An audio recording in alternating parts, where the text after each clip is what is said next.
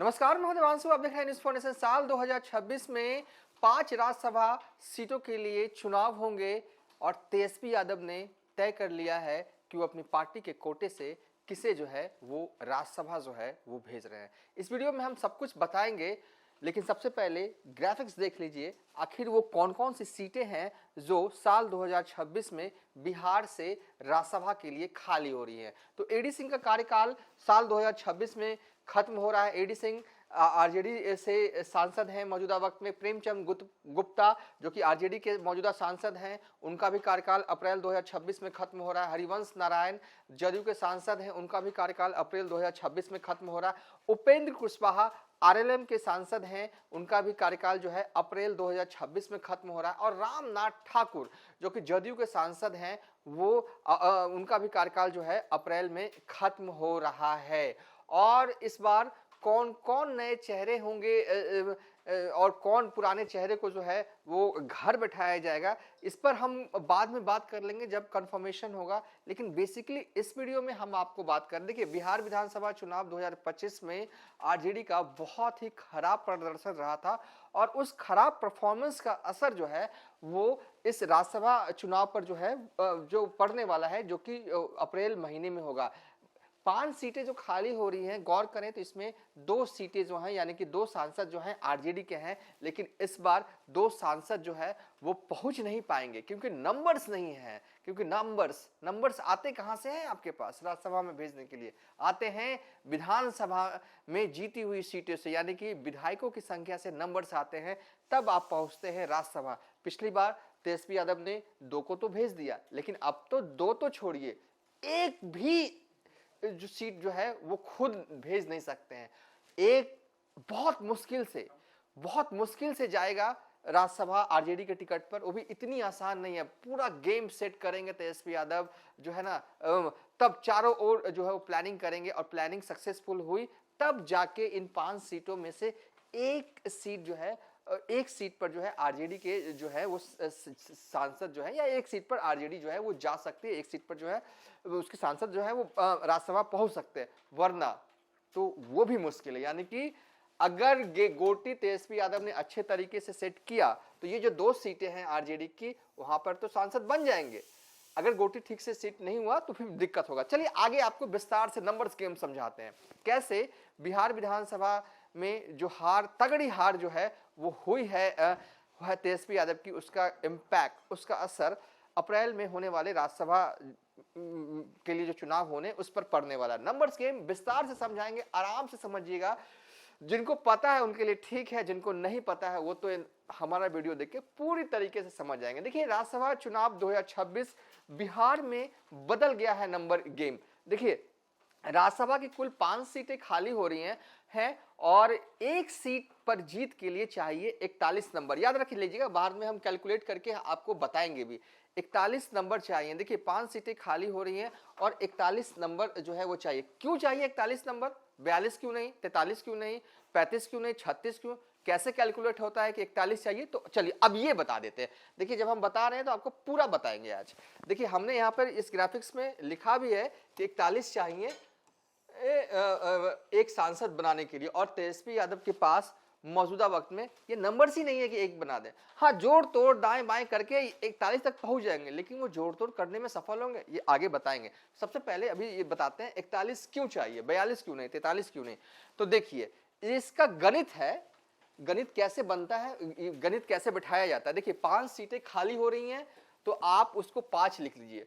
जितनी सीटें खाली होती हैं वो 5 +1 कर दिया जाता है, उसमें जोड़ दिया जाता है हमेशा, और उसको डिवाइड किया जाता है बिहार विधानसभा में कितनी कुल सीटें हैं। बिहार विधानसभा में 243 सीटें हैं और आप इसको डिवाइड कीजिएगा 243 से। जो फलाफल, जो रिजल्ट आएगा वो उससे जो वही जो है आपका नंबर चाहिए होगा। तो हमने यहाँ पर कर रखा है। देखिए 5 + 1, क्योंकि 5 सीटें खाली हो रही हैं उसमें एक जोड़ा जाता है, यानी कि अगर 6 सीटें खाली होती तो उसमें एक जोड़ा जाता है, यानी कि 6 + 1। अगर मान लीजिए राज्यसभा की 9 सीटें खाली होती ना, तो यहां पर क्या होता, 9 + 1 10 / 243 होता।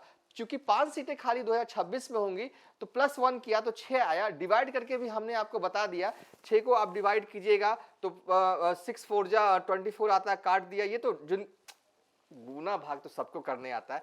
तो इसका रिजल्ट जो ओवरऑल आता है 40.5। अब 40.5 जब भी दशमलव वाला गणित आता है, पॉलिटिक्स की मैं बात कर रहा हूं, तो उस दशमलव से आगे वाले नंबर को कंसीडर किया जाता है। तो 6 को हमने डिवाइड किया बिहार विधानसभा की पूरी सीटों से, उसका रिजल्ट जो आया 40.5 आया, और इसको दशमलव में जब भी पॉलिटिक्स में आता है तो उसको मानते हैं 41। अगर ये 42.5 आता तो इसको माना जाता 43 माना जाता, तो इसी हिसाब से जो है इसको 41 माना गया है। यानी कि क्या हमने ये बताया कि कैसे क्यों एक सीट के लिए जो है वो 41 नंबर जो है वो चाहिए। अब चलते हैं रियल गेम, जो कि नंबर्स गेम में पिछड़ गए हैं क्योंकि बिहार विधानसभा में करारी हार हुई है।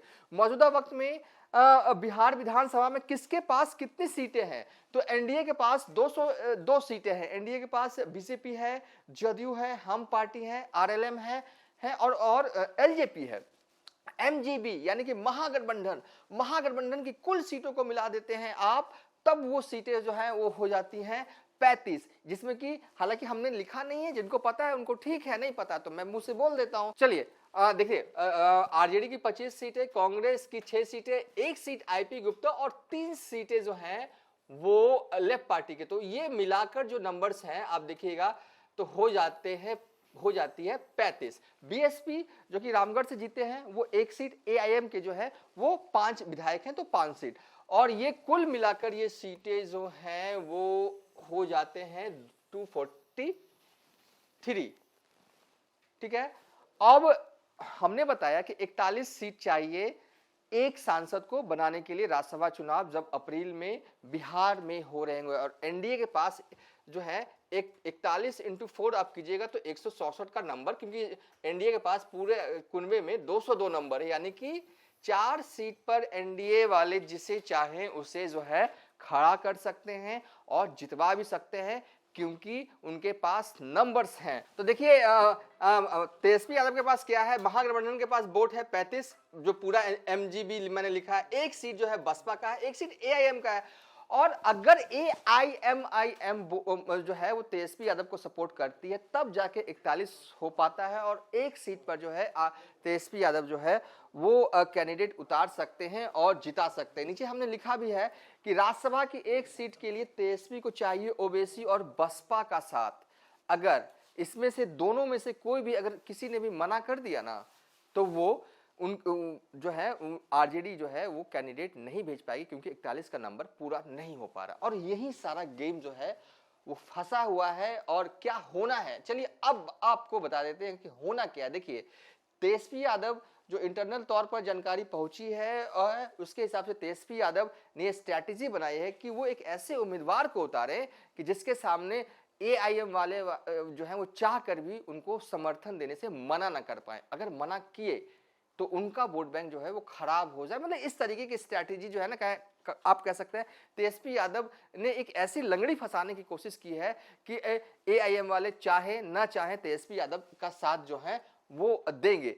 तेजस्वी यादव ने एक ऐसी लंगड़ी फंसाने की कोशिश की है, एआईएम वाले चाहे ना चाहे जो है वो तेजस्वी यादव को सपोर्ट कर सकते हैं। क्या है वो लंगड़ी ये है कि चर्चा है, खबर है कि इस बार तेजस्वी यादव 1 सीट पर हिना साहब, महरूम शहाबुद्दीन की पत्नी हिना साहब को जो है वो राज्यसभा के लिए नॉमिनेट कर सकते हैं। अगर आरजेडी हिना साहब को जो है वो राज्यसभा एमपी के लिए नॉमिनेट करती है तो एआईएम के लिए जो है वो मुश्किल होगा कि वो चाहे ना चाहे हिना साहब के नाम पर जो है वो तेजस्वी यादव को सपोर्ट करना पड़ेगा, और ये गेम प्लान जो है वो तेजस्वी यादव का। बहरहाल होना क्या है, क्या हिना साहब राज्यसभा जा रही हैं, नहीं जा रही हैं, ये बड़ा सवाल है। लेकिन हाँ, चर्चा है इन दिनों पॉलिटिकल कॉरिडोर में कि हिना साहब जो हैं वो आरजेडी से जो है वो राज्यसभा जाएंगी। इसके पीछे का गणित जो है हमने इस वीडियो में आपको बताया कि गणित यह है कि 41 नंबर चाहिए, तेजस्वी के पास 41 नंबर तभी हो पाएंगे जब ओवैसी और बसपा का साथ मिलेगा। मान लीजिए बसपा ने साथ दे ही दिया, तो ओवैसी तो साथ कैसे देंगे? ओवैसी जो है पूरे सीमांचल में तेजस्वी यादव को ही कोट करते हुए चुनाव लड़ रहे थे। ओवैसी यही कहकर चुनाव लड़ रहे थे कि मुसलमान का बेटा जो है अब दरी नहीं बिछाएगा और कैसे तेजस्वी यादव को सपोर्ट कर दे। लेकिन जब बात हिना शहाब की आएगी तो मजबूर थोड़े जो है वो ओवैसी भी हो जाएंगे और यही बात जो है वो तेजस्वी यादव को अच्छी तरीके से पता है। यानी कि हिना शहाब एक ऐसी कैंडिडेट आरजेडी के लिए हो सकती हैं, तुर्प का इक्का हो सकती हैं, भले ही नंबर्स में 5-6 पीछे हो तेजस्वी यादव, लेकिन जब बात हिना साहब की हो तो बसपा हो चाहे एआईएम, सपोर्ट जो है वो हिना साहब के लिए जो है वो जरूर करेंगे और ये उम्मीद तेजस्वी यादव जो है वो लगा रहे हैं। और यही वजह है कि चर्चा है और कहा जा रहा है और कई जो है वो विधायक और एमएलसी से हमारी बात भी हो रही है, वो भी कह रहे हैं कि हाँ, हिना साहब मौजूदा वक्त में आरजेडी के लिए जो है मुफीद बैठ रही हैं राज्यसभा कैंडिडेट के लिए। बहरहाल 100% कंफर्म है क्या कि हिना साहब ही जा रही, ये हम नहीं कह सकते, लेकिन हाँ, जो गणित राज्यसभा का नंबर गेम यही बता रहा है कि हिना साहब अगर तेजस्वी यादव नॉमिनेट करते हैं तो जो है वो तेजस्वी यादव के पास चांस है। अगर मान लीजिए आप कि हिना साहब को अगर तेजस्वी यादव नॉमिनेट नहीं करते हैं, किसी और को कर देते हैं, तो क्या एआईएम वाले साथ देंगे? इस सवाल का सीधा जवाब है नहीं। और या फिर ये भी हो सकता है कि अंदर ही अंदर गिव एंड टेक वाली पॉलिसी जो है वो एआईएमआईएम वाले चल रहे हो सियासी चाल। कहने का हमारा तात्पर्य है कि एआईएमआईएम ये कह रही हो कि राज्यसभा चुनाव में हम आपका सपोर्ट करते हैं, एमएलसी चुनाव में आप हमारा सपोर्ट कर दिए, यानी कि आपके पास जो नंबर है विधानसभा में वो अगर हमारे लिए काम आ जाए बिहार विधान परिषद चुनाव में, तब ठीक है, हम आपका सपोर्ट करेंगे।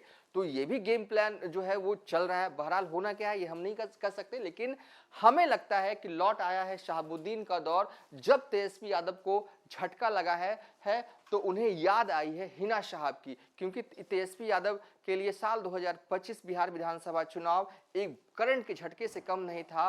और आज तेजस्वी यादव हिना साहब को जो कहा जा रहा है, चर्चा है कि राज्यसभा के लिए नॉमिनेट कर सकते हैं, राज्यसभा चुनाव में उतार सकते हैं, तो ये मजबूरी भी आप कह सकते हैं तेजस्वी यादव के लिए कि तेजस्वी यादव किसी और को उतारेंगे तो वो सीट निकलना मुश्किल होगा। क्योंकि अब जो है तेजस्वी यादव राज्यसभा चुनाव जीतेंगे तो वो ओवैसी के सपोर्ट से ही, और ओवैसी सपोर्ट तेजस्वी को करें बड़ा मुश्किल लगता है। लेकिन जब बात हिना साहब की आएगी तो कुछ और भी हो सकता है, यही उम्मीद जो है वो तेजस्वी को है। फिलहाल इस वीडियो में हम यहीं पर खत्म कर रहे हैं, वाइंड अप कर रहे हैं, लेकिन अगला वीडियो बिहार एमएलसी चुनाव 2026 का जो है वो हम बनाने जा रहे हैं और इसमें हम बताएंगे कि जो गिव एंड टेक वाली बात जो हमने इससे पहले कहा ना कि एआईएम जो है वो बड़ा प्लान जो है वो बिहार विधान परिषद चुनाव को लेकर भी करिए, क्या है वो प्लान, अगले वीडियो में।